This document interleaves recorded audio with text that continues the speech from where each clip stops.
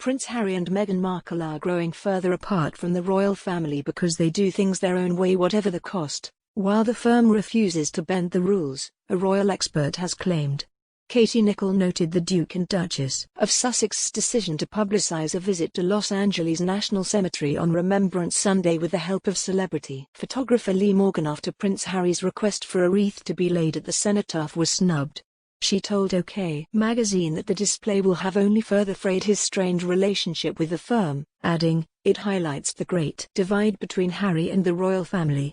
There is such a gaping cavern now and exercises like this only serve to widen that gap rather than heal the rift," she continued.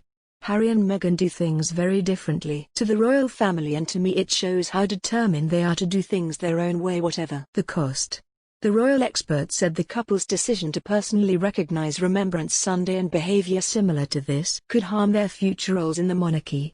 Katie suggested it would have been painful for Prince Harry, 36, to have been left out of this year's Remembrance commemoration in London, despite asking for a wreath to be laid on his behalf.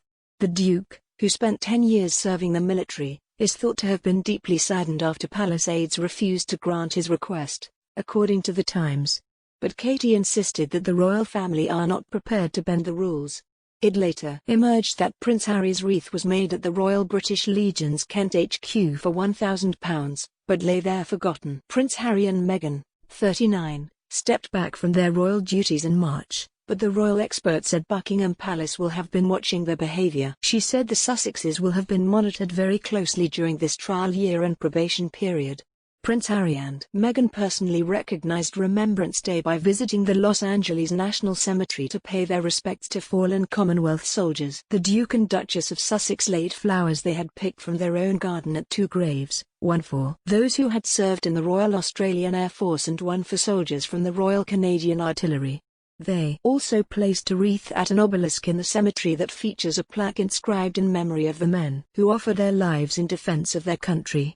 The couple laid flowers in memory of the Ronald William Scott, a leading aircraftman in the Royal Australian Air Force who died in the Second World War, aged just 22.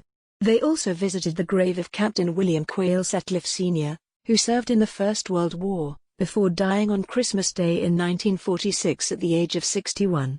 He served with the Royal Canadian Artillery. Harry was pictured wearing a navy suit with his service medals attached, while Meghan wore a long-belted black coat. The pair wore masks on the way to the cemetery, though they were pictured without them when they reached the graves. The flowers were picked by Meghan from the garden of their $14 million Santa Barbara mansion. A spokesman for the couple said, "It was important to the Duke and Duchess to be able to personally recognize Remembrance in their own way, to pay tribute to those who have served and to those who gave their lives." The couple laid flowers that the Duchess picked from their garden at the gravesites of 2 Commonwealth soldiers, one who had served in the Royal Australian Air Force and one from the Royal Canadian Artillery. The statement said they also placed a wreath at an obelisk in the cemetery. The Duke signed a message with the wreath saying, "To all of those who have served, and are serving, thank you."